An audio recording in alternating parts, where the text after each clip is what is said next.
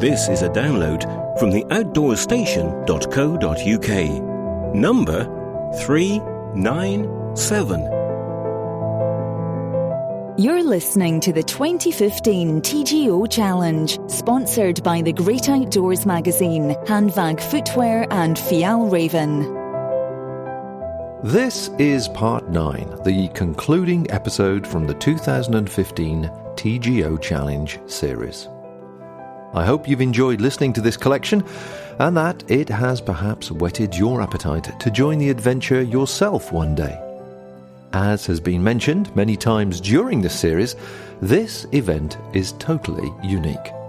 It is the largest backpacking event of its kind in the world, but it isn't for the faint-hearted. Everything about it is a challenge. The weather, the terrain, the navigation, and the need to carry everything for a successful and safe crossing. But equally, the rewards can be magnificent. The personal achievement should not be underestimated. Combined with the breathtaking views, the remote rugged landscape, and the camaraderie, anyone who achieves a successful crossing gains considerably more on a personal level than any normal 2-week break provides. We pick this up now as Rose and I, along with many other challengers, pack up at Northwater Bridge campsite before setting off on the short road walk to the coast at St Cyrus.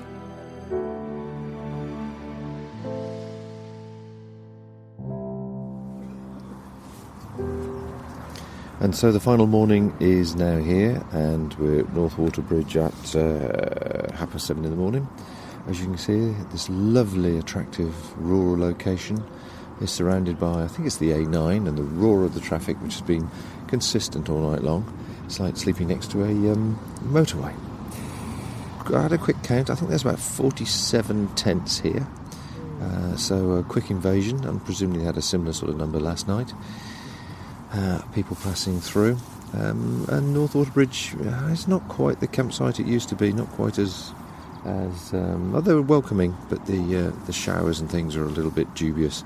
A lot of people, when they arrived, myself included, had a cold shower, which was not greatly appreciated, but we're ready for the final push, the big push over the top, eh, Rose?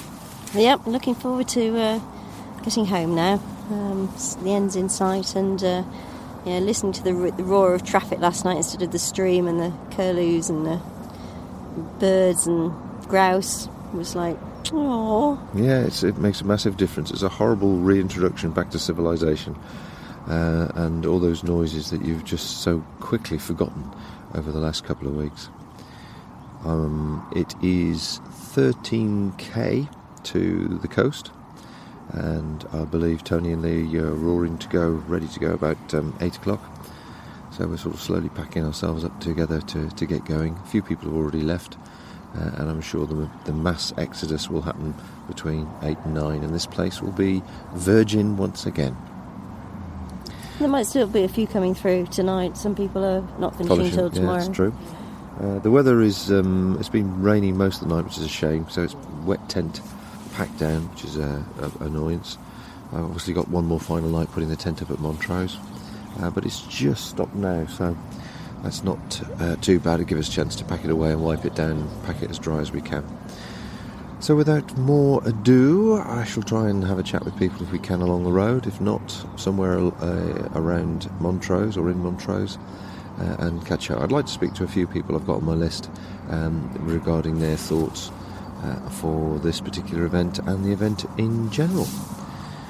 So that's it, really. That's it. Yeah, all done. All bar touching foot in sea. Yeah, it's all over. Just that's very dangerous climb down to the sea and back. Yeah. There was one lady I met hobbling today towards the ladies, and she was really struggling, and I said, oh, what have you done? And basically she'd gone over on her ankle, I think, on Jack's Road, and she said, like these things develop progressively, it got worse, and to the point where now she's really struggling to walk, and apparently she'd torn ligaments in this ankle before, and she feels that even the last 13k, if she does it, she will just take, it took her a year to heal up last time, she might just have to call it a day here, which is Such a shame, but great shame. realistic. And she said, she's done it before and got the certificate, so, so wisdom is the better part of valour, really, I think. Especially when you know how long things take to heal, certainly. That's a sad story. So it's a really sad end for her. Right, time to pack up then.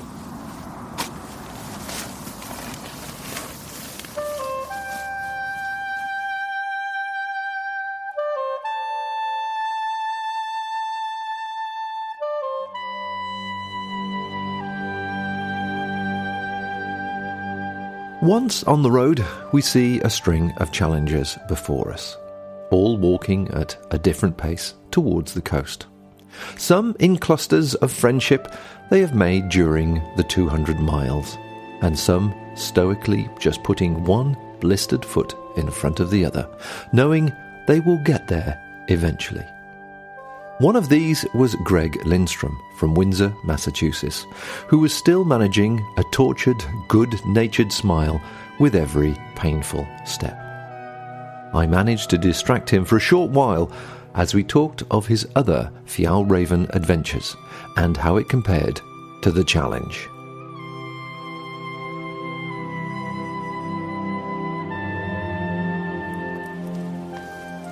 It started off about a year ago when I was doing Fjällräven Polar, and that kind of led me into what else is Fjällräven offering. And they had Fjällräven Classic, which is like a 110-kilometer hike up in the Arctic Circle. And a gentleman by the name of Frank said, "Hey, the TGO sounds like it's right up your alley, what you like to do." He said, "Check it out." And as soon as I did, I knew I was hooked. And you've done the Fjällräven Polar and the Fjällräven Classic. Before we talk about the TGO, tell us a bit more about that, because a lot of people would probably like to know a bit more information about what those events are like. Well, the Fjällräven Polar is more of a social media contest. It gets 2 people from every country for 10 different countries get to participate in a dog sledding expedition from the coast of Norway up to near Finland into Sweden over a week. And Fjällräven supplies all the gear. You keep the gear, then your tent, your sleeping bag. And so first place is if you get the most social media votes, and the second person who gets in is by a jury selection by Fjällräven themselves. Oh, wow, okay. And the event itself, is it tough? Is it... just describe it. Obviously, it's in the snow. Yeah, it actually is kind of tough, because especially the first day. Because when you get there, you really don't know what to expect. So they actually spend the night... They assume that some people have never slept in a tent before. So, and a lot of them hadn't. Like one of the people who was with us, she had never been outside before. Oh, right. Yeah, so it makes it interesting. So you spend one night, and then the next day, you get there, and they say, "These are your 6 dogs. Grab them. I'll show you how to hook them up. Go." No training. Okay. So you're on the road for about 5 or 6 days, just sledding through the wilderness, and it's beautiful. The first day is the hardest because there's a monster hill that you get up around 4 p.m. If you can make it up to 4 p.m. on the first day, you're good. And what's it like running with dogs? It must be fantastic. It was. I have 4 dogs of my own, so it was just like, to me, it was like going home. It's a little different because, my dogs sleep in my bed, and these dogs sleep on a chain outside and covered up with snow. You're trying to find them in the morning. It's a different mindset that these dogs are used to. Yeah. But they love it, and they thrive on it. So that was hard for me as a dog lover. Wow. That sounds fascinating. So how does that then compare to the actual Fjällräven Classic? Well, the Fjällräven Classic is we used it as like a little polar reunion. So a bunch of us who had been on the polar before and some other previous years, polar people all got together, and we said we'd hike together. So you show up, and it's like a giant warehouse full of gear. You go there, you pick out any kind of food you want.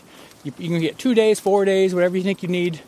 And you load up, and there's all kinds of Fjällräven gear. They show you how to do ironing on your pants. So it's kind of a show where they're showing off the gear, but it's also a place where you start resupplying. And then on Fjällräven Classic, you go for like 2 or 3 days. You have a passport. They give you like a paper passport, and you have to get every checkpoint stamped. Okay. And there's like 7 different checkpoints. And is there a lot of navigation between checkpoints, or is it just an established route you just follow? It's pretty much an established route, so it's very straightforward. You know where you're going. I can't think I ever had to use my compass or anything even once. Could you wander off route if you wanted to? You can do side little peaks and stuff like that if you want to, as long as you make your checkpoints. Yeah, you're good. Okay. And I presume the checkpoints and then do people camp en masse at these checkpoints or something? Yeah, exactly. So there's 3,000 people, I think, doing this thing. Wow. So it's, but they start them off in different waves. So you have like a 9 o'clock first day wave, 11 o'clock first day wave, and there's like an official, like almost like a Boston Marathon start. Everybody goes. Okay. So they keep them spaced out throughout like a 4-day window when they do the start. So it's never too bad finding a campsite or anything like that. Do some people run it? I mean, like here, you can, overshoot a day if you want to, or do you have to go do set distances? Nope, and actually, usually the most coveted spots are day one, start one, because a lot of people do run them. Right. They'll just use like a small Terra Nova or a bivy sack, and they'll run the whole thing. And I think the record is like a day and a half, or something like that, 24 hours. Okay. It's unbelievable. We can look it up, but it's unbelievable how fast some people run it through the mountains. And it's 90 kilometres, did you say? I think it's 110, if I remember correctly. Okay. Well, thanks for that. That's a useful bit of information, because we've been talking about Falraven Classic because it's been appearing in the magazines recently. Now, this is your first TGO. You've obviously heard about it and have joined. Do tell us what your thoughts are and reflections on the actual event itself, and then we'll talk a bit about your trip. When I first started, I thought this thing, I was going to be wild camping, probably 9 or 10 of the days. I'd be totally by myself. I wouldn't see another person. And I've discovered it's a whole social event because there's natural influxes of people ending up at key spots. Uh-huh. And at those spots, we usually end up having beers, or we end up, talking, getting more experiences. Hey, which route are you going? Hey, why don't you try this? So I discovered that the whole social scene of the TGO is much more involved than I ever would have thought. And did that make it better for you? Makes it far better. Yeah. It makes me want to come back and do it more. It's like when we were at Calater Lodge or whatever. Yeah. I met the gentleman named Dennis, and he tried to persuade me from going this one route solo because, it was jocks and it was snowing that day. And last night at the supper table, we're sitting there and somebody, "Here's Greg, he wants to talk to you." He goes, "I remember you." So from a brief 5 or 10 minute conversation, we ended up chatting more time on the phone last night than any other time. Cool. Excellent. And what about the actual navigation and the actual exploration side of it? Have you found that to be a problem coming from the States? I understand there's a lot of people from the States struggle sometimes with the maps and navigation.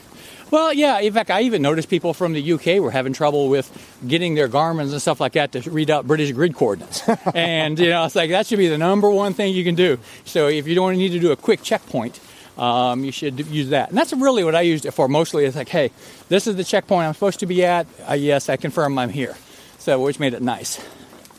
And the actual physical aspect of it, you're hobbling a bit now, so I think you've got a few blisters. How have you found the actual physical part of it, the challenge or the distance or what?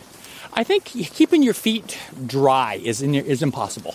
And I think trying to work on that, and also when you're walking on most of these slopes, especially the first couple of days, your feet are like at a constant 30-degree angle. So you get blisters in places you didn't think you could get blisters at. But for route navigation, that's one of the fun part of this whole thing I've discovered, is that as you're going along, it's like 2 days ago, I was coming out, and there's some cliffs there, and I was the only one on this route, and I couldn't figure out why no one else was going this way, so I second-guessed my own route. So I went back, ended up doing 3 Monroes, trying to find a better route, and after 4 hours later, came back to the same spot I started. But you know what, though? I got to explore an entire peak system that I had never seen before.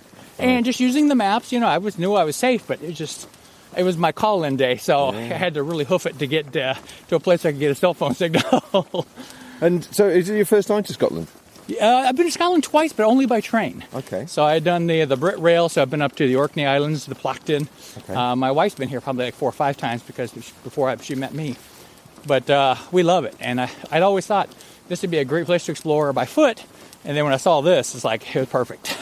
So as events go then, are you of the opinion that the TGO Challenge is really as unique as it's advertised?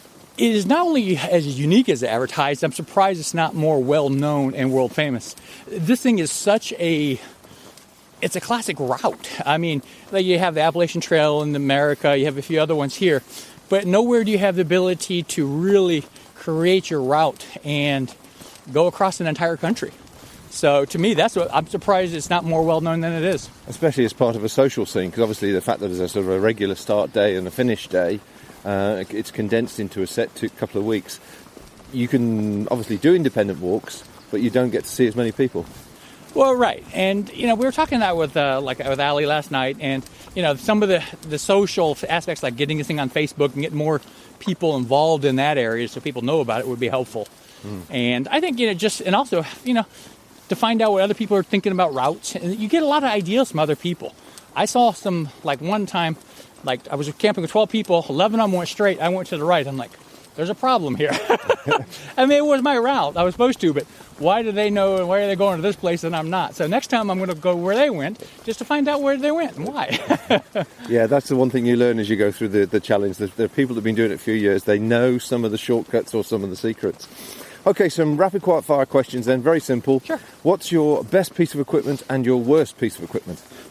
My best piece of equipment is probably my Fjällräven fleece jacket I have under here. It's lightweight, mid-waist base, or it'd be my Icebreaker t-shirt, one of the two. It's kind of a tie for those two. Okay. For my best piece of equipment.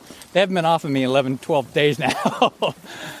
And your worst piece, or the piece that hasn't quite performed as well as you'd like? The shoes that I threw away in Kingussie, I am wearing new shoes for the past half of a week, and so had to break those in. I was using some La Sportivas, and like I said, I ended up getting 8 blisters out of the 10 toes and 3 blisters in other places, so they just did not perform like they should have. Not good. Okay, and finally, what is your highest emotional point and your lowest emotional point that you remember? Probably coming up, maybe Glenfishie, the valley. It was just such a beautiful day. It was nice and sunny, and just looking back through it, it was great. I think the worst day is I woke up one morning covered in snow and said, I'm not cooking breakfast, so I ate my lunch.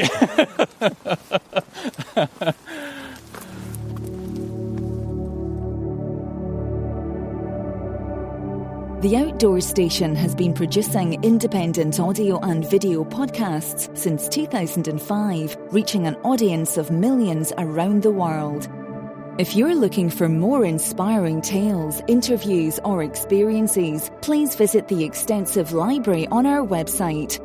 Every day, thousands of people download our audio podcasts.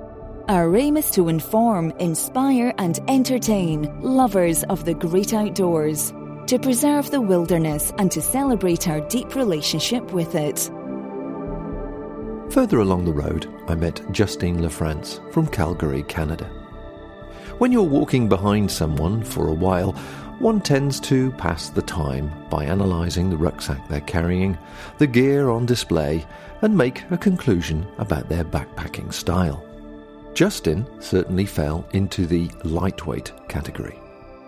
Once again, he confirmed the influence that blogs and podcasts have on helping the challenge reach a worldwide audience.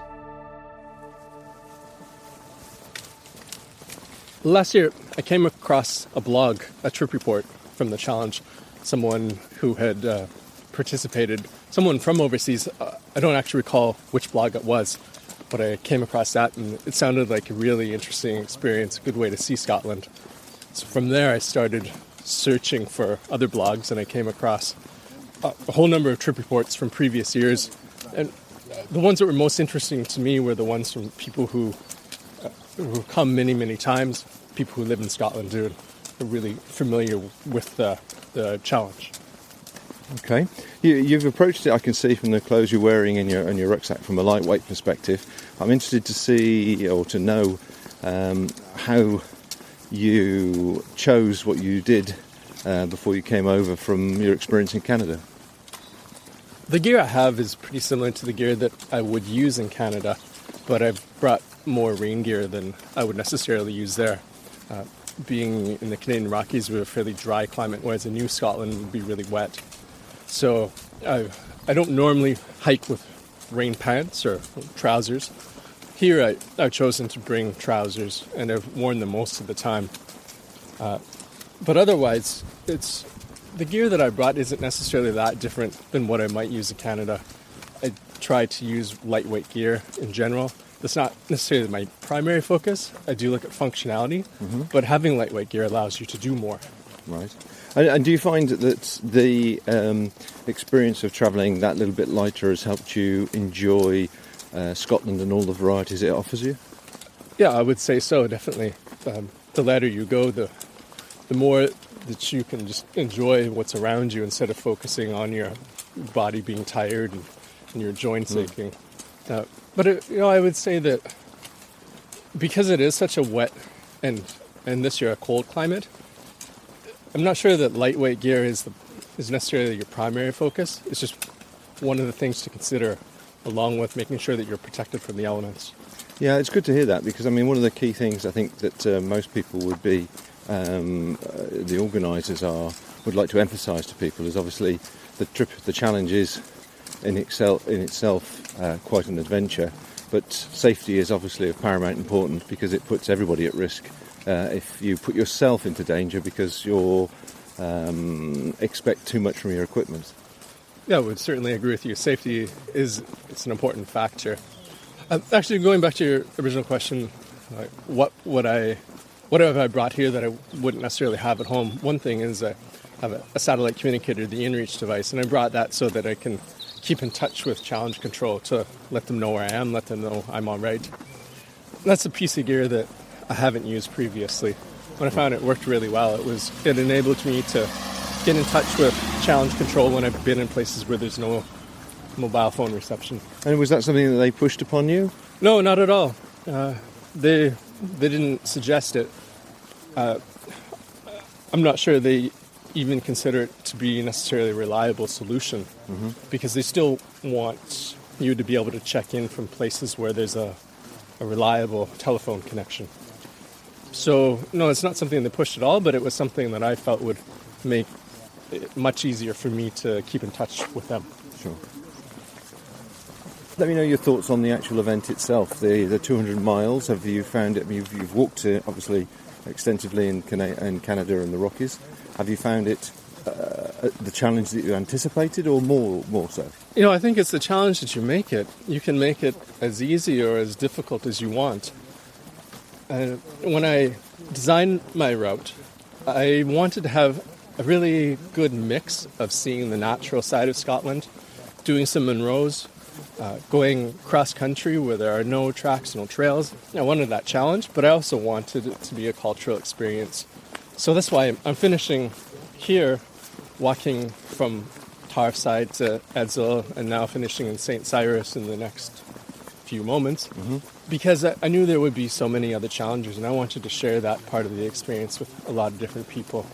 So I think it's really whatever you make of it, and that's one of the nice things about this event is that no matter what your level of experience, no matter what you want to get from it, you can make that happen. And have you found you've had a warm welcome wherever you've been? Absolutely. People have been really friendly, whether it's other challengers or whether it's locals. Everyone's been very welcoming. For your fellow countrymen, how would you describe this type of terrain and the actual walking experience? Would it be normal? Would it be comparable to what you've done in the past or what they've experienced? Oh, it's very different than anything that I've ever experienced in Canada. For one, it's certainly much wetter. You should expect to have wet feet most of the time. Okay. It's also much more open, whereas if you're walking in the mountains or the coast in Canada or the US, you have forest in many places and you have to go quite high to get up to where you have views. But here, just a short walk, it's completely open. You have amazing views. You can see all around you.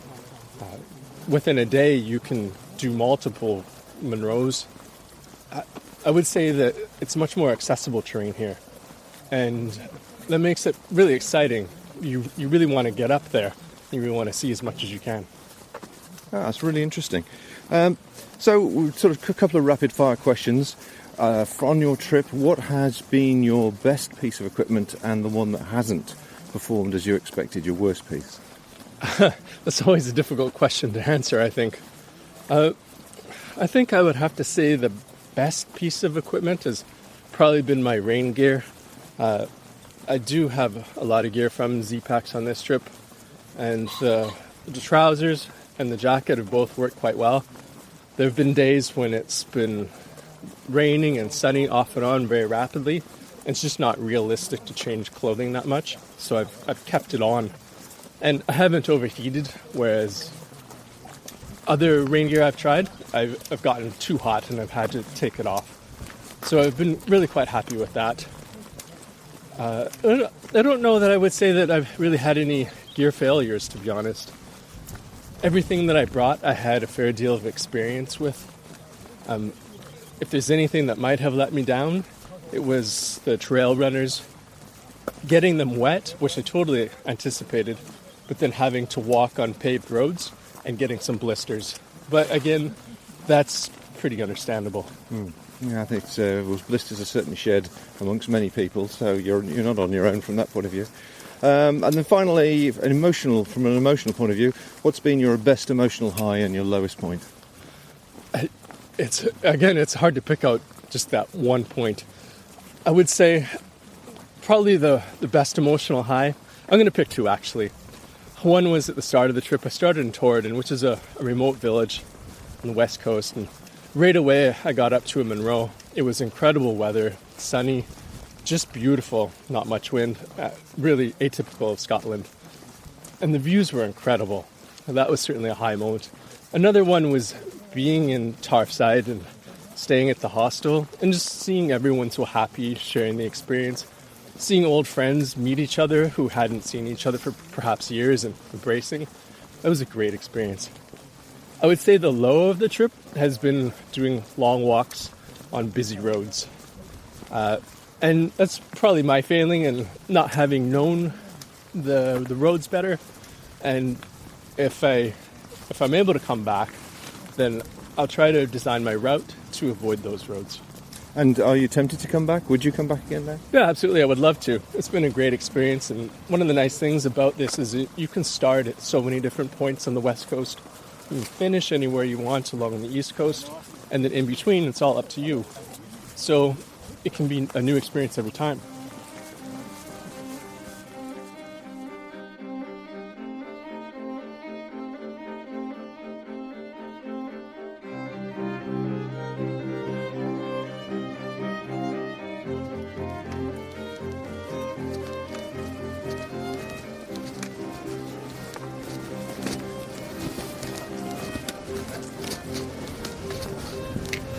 And it's going to be windy and rainy to the end, to the very, very end.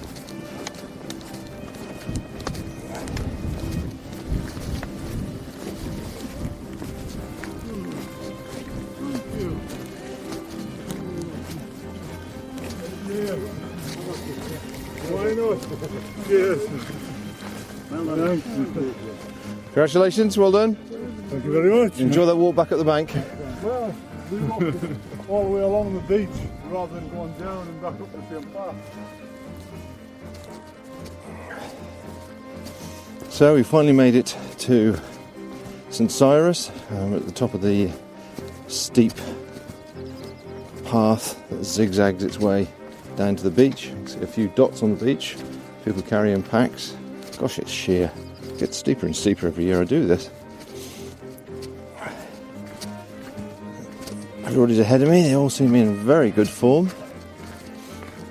So it's a case of going down, dipping your feet in the water, and job done. Hasn't been such a bad day, weather-wise. Just a light drizzle. Everybody's still got the waterproofs on, but nobody's been moving particularly fast to overheat, as it is the last day after all. But it's, what time is it now? It's 11:35, and I think we left at 8:40. So not a bad walk. 3 hours as we anticipated, three and a half hours. So all in all, very doable.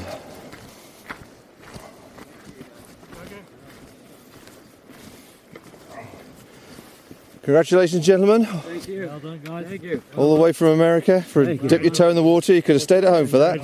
Yeah. Good to see you. Well done. Congratulations. Yeah, well done, Brizzle. Thank you.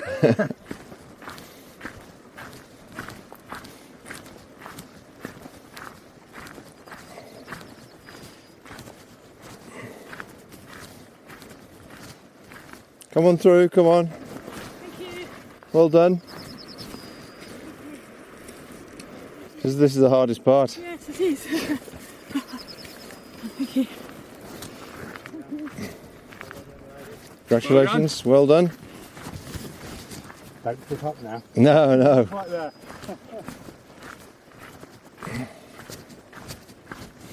As you can hear, everybody's passing those that have gone ahead of them, and they're coming past and full of the joys of having it all over and done with.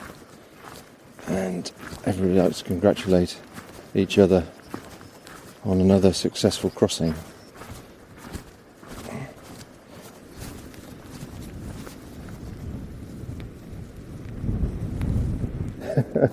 Not the big ending I was anticipating. Well done, darling. And you. Well done, mate. Well done, Bob. Congratulations, another one in the can. Well done. Well done. Oh, sorry. You agree this is title? Yes. All over and done with, bother shouting. And so, that was it. Standing in the wind and rain on a wide open beach, with one foot in the departing sea, we had achieved our goal to walk once again west to east coast of Scotland. All in all, Rose and I felt we had had a good crossing. Some good weather mixed in with the more dramatic. Some excellent views combined with the more wonderful, never-to-be-repeated memories with friends for life.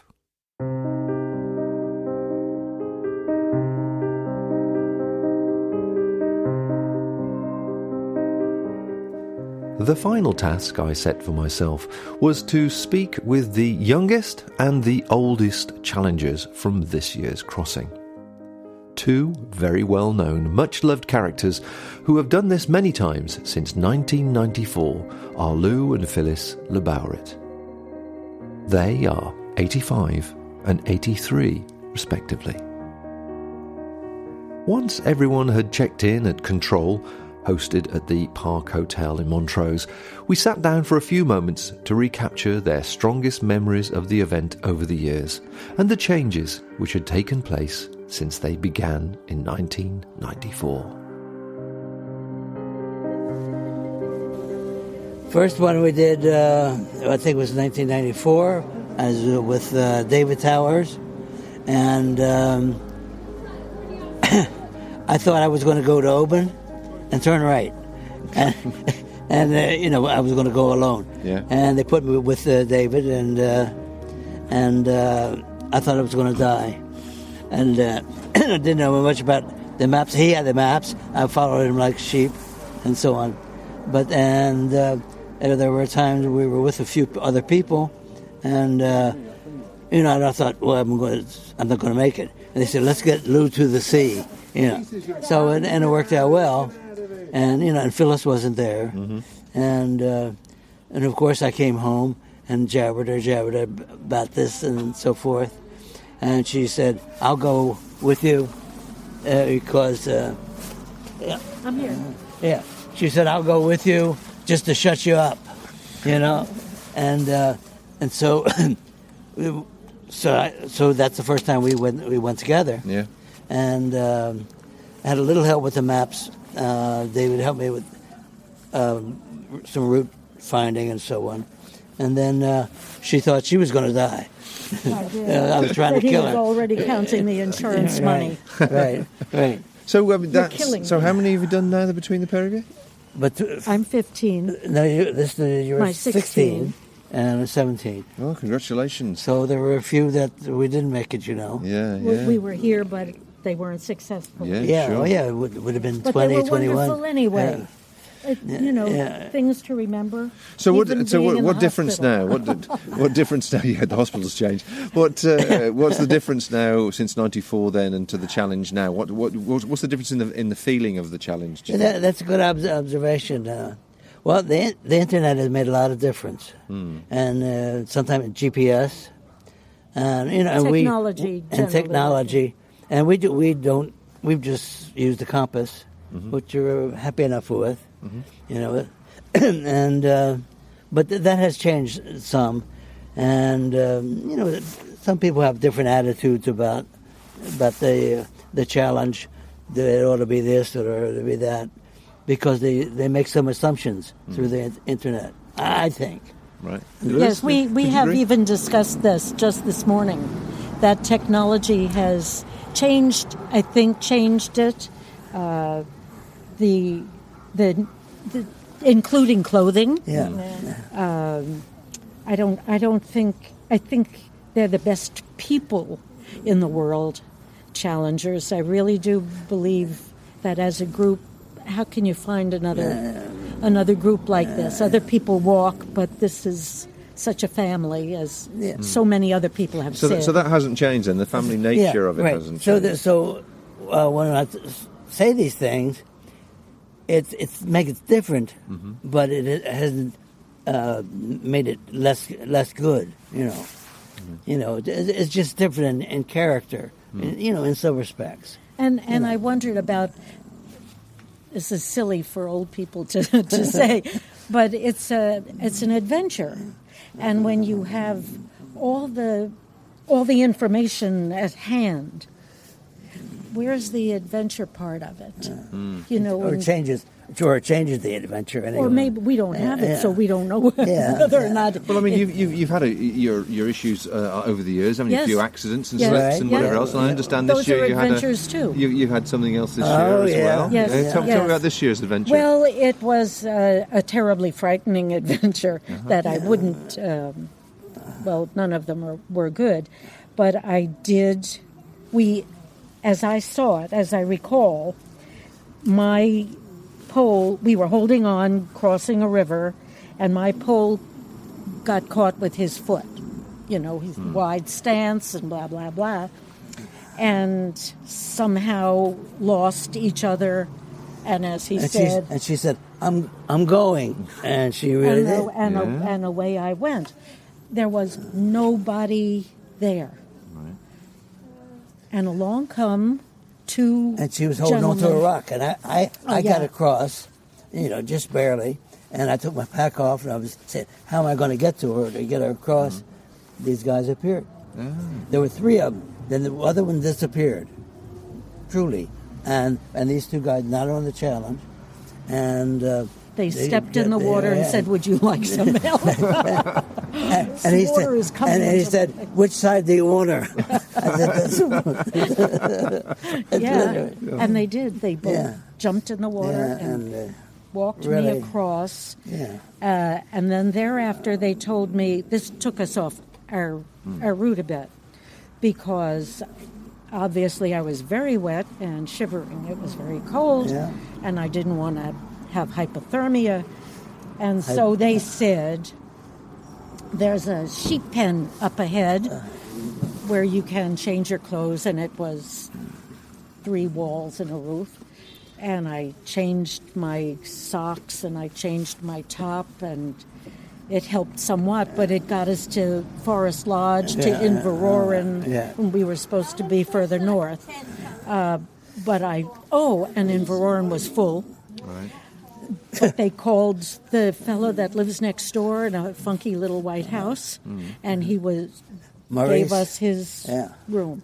Maurice Cassidy. Yes. Yeah. A lovely man. And then I was able to mostly get cold, but traumatized to tears. And my hands were still shaking in the morning. But, terrible. It's the memory, and you suddenly realise how vulnerable you can be. Terrible. Let me ask you something, because I interviewed somebody earlier on, and they were saying, everything about the event was positive, but they thought perhaps it could do with like a panic button type of scenario where if you did get into difficulty, that you could call for assistance. Now, the way everything is now currently with technology and so on, do you think that is something that should be implemented, or that is part of the adventure, and you have to accept that you make mistakes and you have errors? And well, as I see it, some places you go, as you know, you're really in the middle of nowhere, and sometimes you don't have any thought to do all of that. But for example, in her situation, well, I would be pressing the panic button at that time. And what could happen? And well, to be honest, if you had pressed the panic button, it's going to be hours before somebody gets to you. Exactly. I think it's a thing worth considering. Things is worth considering, particularly as the weather changes and all, and the rivers really were high, and because we had done a tilt once, tilt once before with the Geldy, and we was with one other friend of ours, brought her along, and she was traumatized the whole time, thinking the Geldy is going to be high, and we got to it, and it was nothing, but this time it wasn't, and but we got through that pretty well. Well, it concerns me. It puts a lot of fear in people. If everybody should have a thing with a panic button and say, because what am I know they getting have into? the spot thing. Yeah, I'm aware of that. Asking you. And particularly, you Is guys. It well used? Good question. I don't know. I don't think it's been used that much, but when it has been used, it has been was needed. effective, That's a fact. yeah, and effective. That's a fact. Yeah. But in your situation, in your age, I just wondered, do you feel that you should have something like that? Or are you just happy to be... I mean, you're young in spirit and you're That's the problem. We have to stop thinking we're 25. Right. Because I thought of it. There's a lot of ads for it now, and they're more reasonable, and I just felt that I'd just as soon not. Well, Bob, Lou calls us amateur walkers because we don't go to the Pyrenees and all over the world. We haven't done that, but we love this.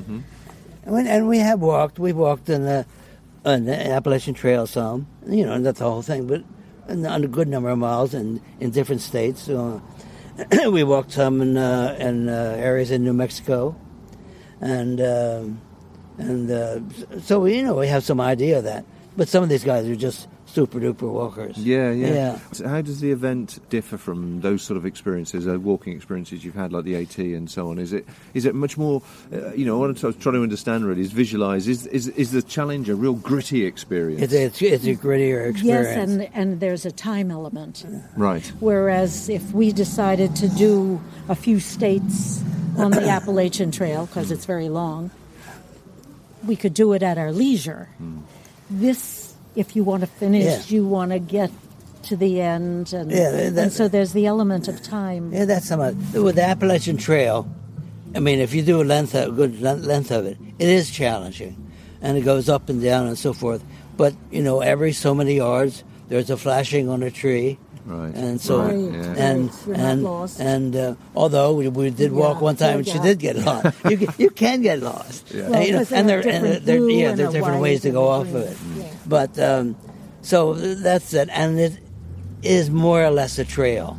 I mean, there's some parts more evident than others, but pretty much it is a trail. Because we have done the West Highland Way. We came over one October.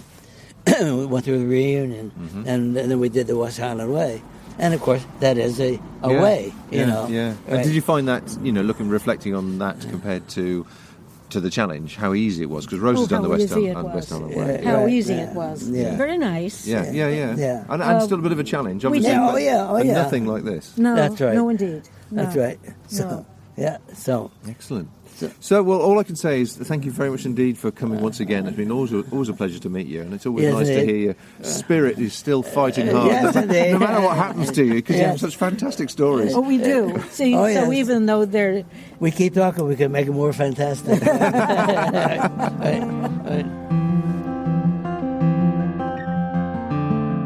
Lou and Phylis Laborwit there, living life to the full.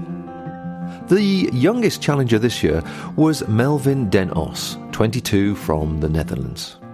In the noisy Park Hotel bar just before the traditional challenge celebration meal that evening, I discovered that this was actually his second crossing, and he is hopefully the new generation of challengers already hooked on the event.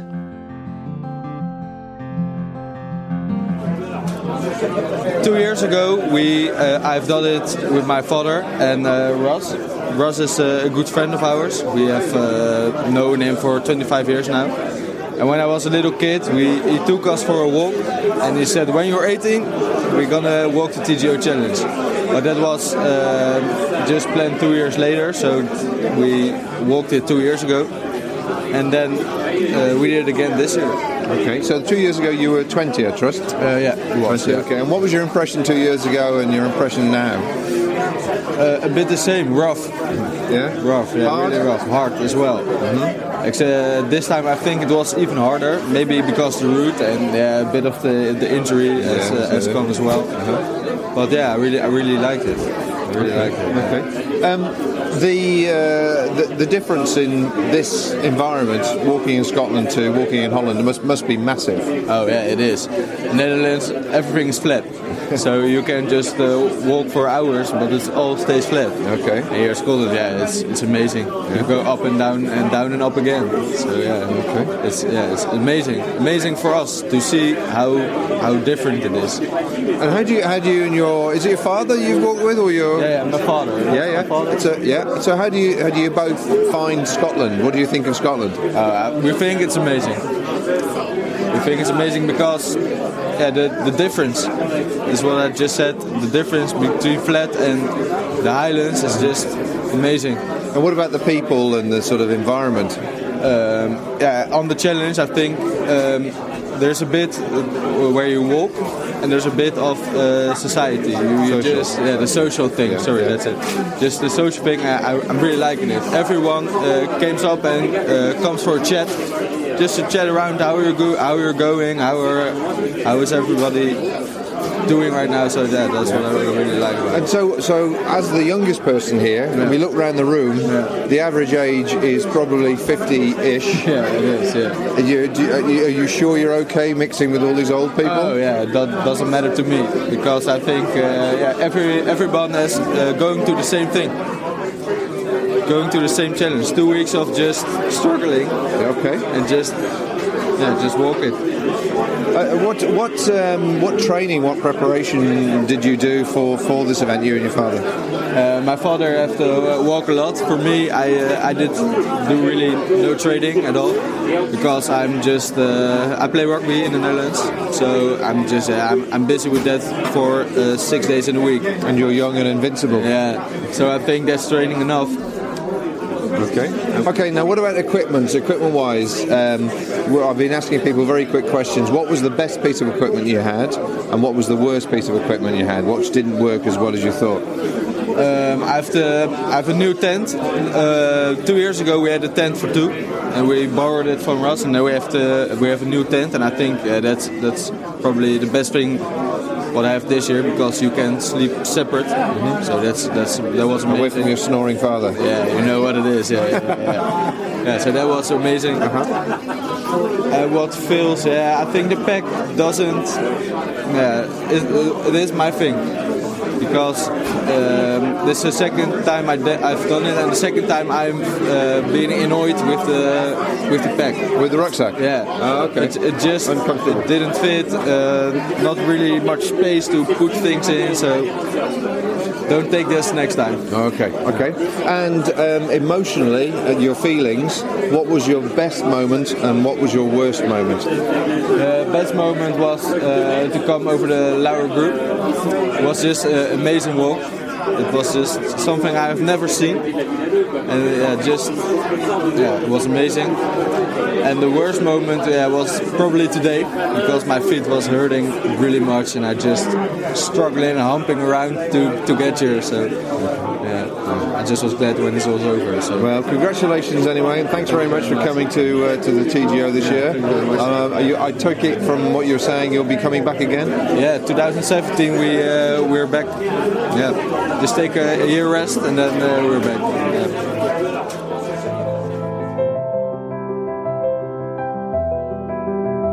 So that's it. My thanks to everyone who took part in this series, and to Rose and Andy especially for their patience and contribution. If you visit the Outdoor Station website, you'll see that this year's Challenge podcast series is one of 5 audio series going back to 2006, offering you a total of 54 episodes to enjoy. You'll also find videos there from 2011, 2013 and this year for even more inspiration and understanding of the challenges involved. Please feel free to email me with any feedback or questions you might have, and we will do our best to answer them. Don't forget, entry forms for next year's TGO Challenge can be found in the October issue of the Great Outdoors magazine. In the meantime, thanks for listening, and hopefully I'll see you along the trail one day. Bye for now. Thank you for listening to this podcast. To hear more from our extensive free library, please visit the website at theoutdoorstation.co.uk.